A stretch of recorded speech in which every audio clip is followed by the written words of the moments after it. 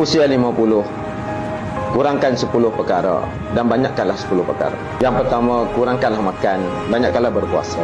Yang kedua, kurangkan tidur, banyakkanlah berjaga malam. Yang ketiga, kurangkanlah bercakap, banyakkanlah berzikir. Yang keempat, kurangkanlah bersolek bermewah, banyakkanlah bersedekah.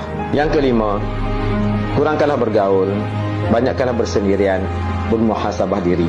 Yang keenam, kurangkanlah mengeluh, banyakkanlah berdoa.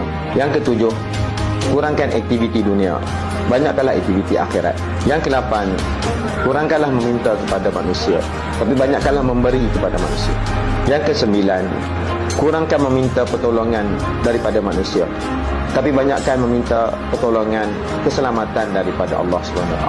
Ke-10, kurangkan bergantung harap kepada manusia, tapi banyakkanlah bergantung harap pada Allah SWT. InsyaAllah semoga bermanfaat.